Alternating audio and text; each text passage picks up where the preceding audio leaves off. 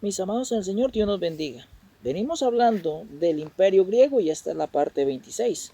Decíamos de que Filipo fue asesinado por uno de sus guardas y en el estupefacto de todo el pueblo de Olimpia y del mismo Alejandro, el rey más poderoso de Macedonia, el que se había mantenido por tanto tiempo en el poder, el que no había caído víctima de alguna conspiración, de una traición, en ese momento fue traicionado y asesinado a los pies de Alejandro. El gran Filipo II fue asesinado por un hombre de su confianza. En ese momento, sus más mejores amigos de Alejandro, Hefestión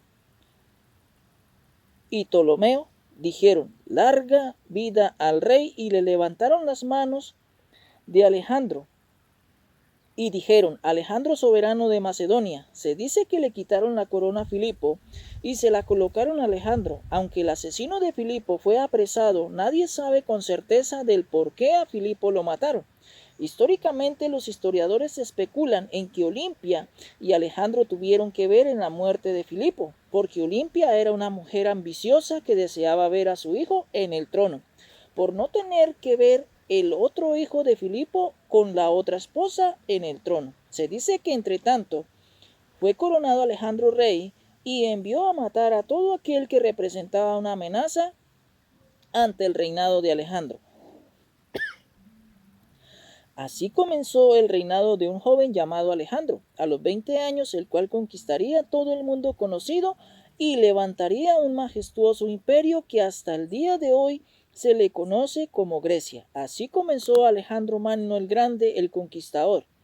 Ahora veamos a Alejandro en la profecía bíblica. En el siglo VI a.C., el profeta Daniel recibe una visión del anuncio de la caída del imperio medo-persa. Quiere decir en que Dios, a través de la profecía, le manifiesta al profeta Daniel del cómo un hombre, aunque no se dice su nombre, pero que ya sabemos históricamente que es Alejandro, el cual daría el golpe definitivo sobre Persia. Acabaría con el imperio persa a través de una conquista relámpago, es decir, ocurrió rápido. Se dice que tan solo 13 años Alejandro conquistó todo el enorme imperio persa.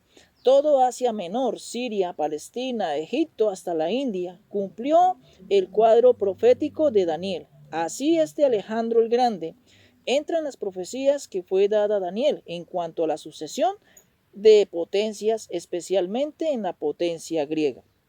En Daniel capítulo 8, versículo 5 dice: mientras yo consideraba esto, he aquí un macho cabrío venía del lado del poniente sobre la faz de toda la tierra, sin tocar tierra, y aquel macho cabrío tenía un cuerno notable entre sus ojos. Versículo 6.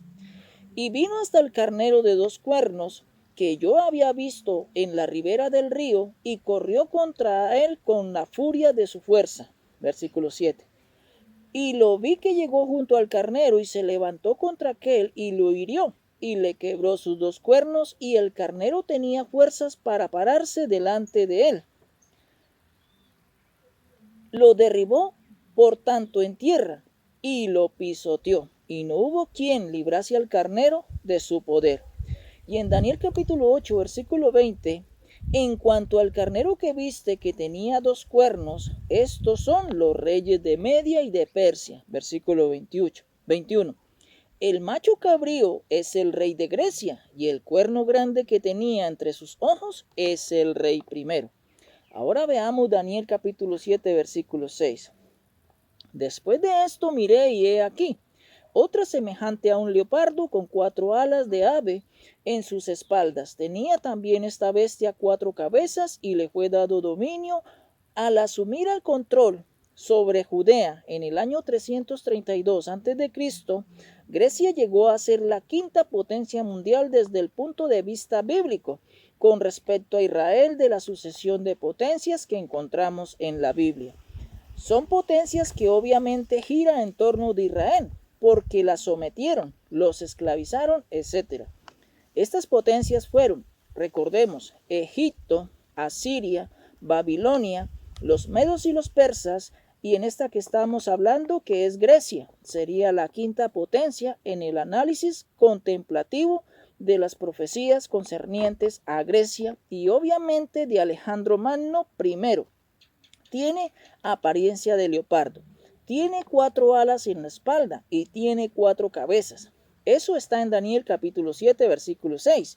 Y Daniel capítulo 8, versículo 5 al 7, recuerde esto, tenía un cuerno notable entre sus ojos. Este macho carnío tenía un cuerno que se hacía notar entre sus ojos. Y en Daniel capítulo 8, versículo 21, dice que el macho cabrío es el rey de Grecia.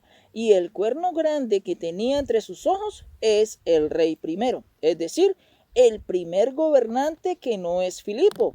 Recordemos que Filipo fue un rey macedonio, porque no conquistó a Persia, sino en su lugar lo hizo Alejandro, siendo el primer rey que unificó a los griegos, por lo tanto es el rey de Grecia. En ese cuerno prominente no se puede negar en que Alejandro fue un hombre excepcional. Es algo que los historiadores reconocen y nosotros como estudiantes de la Biblia tenemos que reconocer en que fue un hombre excepcional. Los logros de Alejandro son impresionantes y tal vez por esto se le atribuyen a los mismos dioses mitológicos. Lo que hizo Alejandro no lo hace cualquier hombre. Muchos piensan en que fue un hombre predestinado por Dios para hacer ciertas cosas. Muchos piensan en que fue utensilio de parte de Dios. Eso suelen decir. Lo que sí tenemos claro y entendemos es que Alejandro fue un hombre común y corriente. Además, Alejandro fue un hombre ambicioso y las circunstancias estuvieron de su parte y pudo lograr por ambición todas estas cosas. ¿Cumple profecías bíblicas? Sí, porque Dios anunció del cómo iban a terminar las cosas, pero entendemos de antemano en que Dios no manipuló, no se mete en las gobernaciones, pero sí aprovecha todo lo que está o lo que ésta le da para recuperar su reino. Aunque algunos dicen que no es así, porque la Biblia dice que Dios pone y quita reyes. Nosotros entendemos de que los reyes que existen y existirán sobre la tierra es porque Dios lo permite en su voluntad y aprovecha cada una de estas cosas. Queda pendiente el análisis de las bestias que se nombran en la Biblia, de las bestias simbólicas que se refiere al reino, como el oso, el águila, la serpiente, el león, etc. Es simbología que tiene aspectos de ciertos animales. Es importante entender del por qué se utilizan de una manera simbólica y de lo que representa cada animal, y llegar a la conclusión de que en la Biblia se presentan estas analogías de animales de dos formas. Una, dejando ver sus características o sus virtudes deseables, y dos, deseando ver sus características indeseables. Por ejemplo, el león se utiliza para representar o presentar a Jesús como el león de la tribu de Judá. Jesucristo tiene las características positivas del león, pero a Satanás se le compara con el león, pero anda como león rugiente buscando a quien devorar, y se le representa con las características indeseables del león. Cada animal o bestia tiene características deseables como valor, entereza, fuerza, pero también tiene características malas. Son devoradores, asesinos, acechan. Así estamos viendo a Alejandro Magno el Grande, quien cabalgó en el lomo de su corcel Bucéfalo en casi todas sus victorias, conquistando lo que se proponía acompañado de sus amigos, de los cuales, al no estar, Alejandro se descuidó y decayó.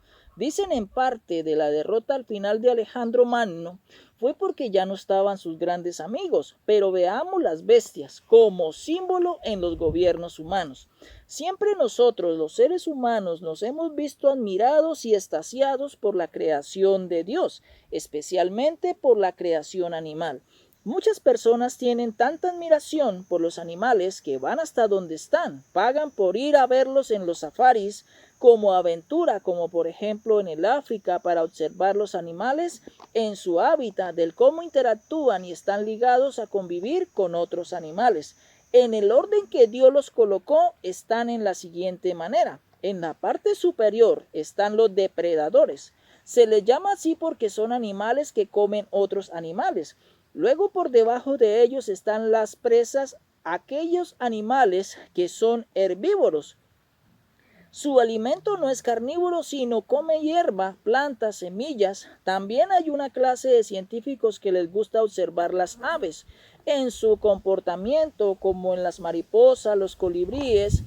Otros más audaces les gusta observar del cómo actúan los tiburones, las ballenas, los peces, los pulpos, los arrecifes coloridos. Esa atracción por el reino animal ha sido desde siempre de la creación de Dios.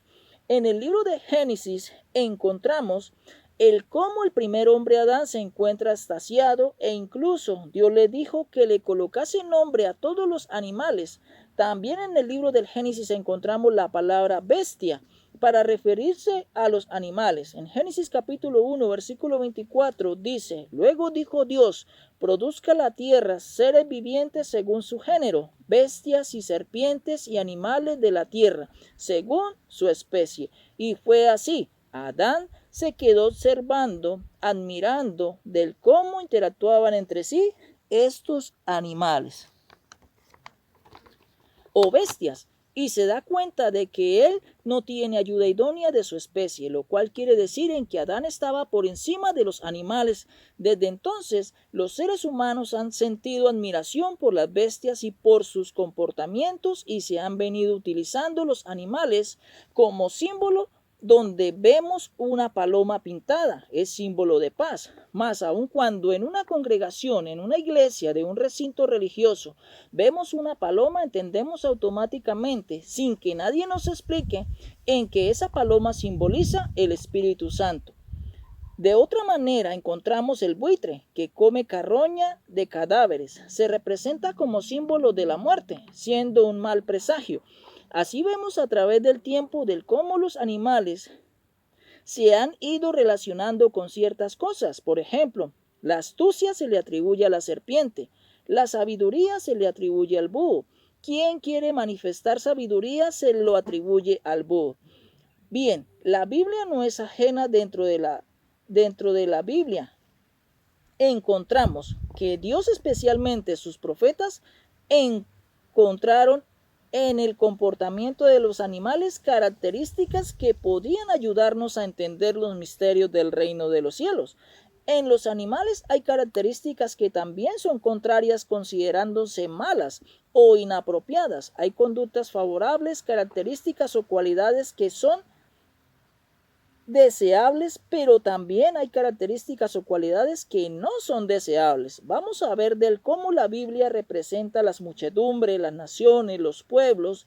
En este caso que estamos hablando de las potencias mundiales, los imperios, la Biblia lo representa como bestias. En la Biblia encontramos el término bestia en dos maneras. Una, para referirse a los animales en la creación de Dios, y segundo, para referirse a las naciones, especialmente en los libros proféticos. Ya entendiendo esto y tantas citas bíblicas, vamos a ver algunos textos. Bestias simbólicas desde el tiempo memorial, el hombre ha observado las características y las costumbres de los animales. Ya dijimos en que Adán en el huerto observó los animales y se dio cuenta en que no eran de su clase. Al observar estas características y cualidades, las han aplicado en sentido figurativo simbólico a personas, pueblos, gobiernos u organizaciones. La Biblia hace tan buen uso en ese medio tan eficaz de ilustraciones. Si la Biblia compara a Jesucristo con un león, es para ilustrar características en el león que están en Jesucristo, como el valor, la entereza, el arrojo y la valentía, que son características deseables. Pero ya decíamos que por otro lado Satanás tiene y se le representa como un león rugiente que anda acechando a quien devorar, como lo dice el apóstol Pedro sobre el león en su carta. Así, mis amados en el Señor, que la palabra de Dios corra y sea glorificada.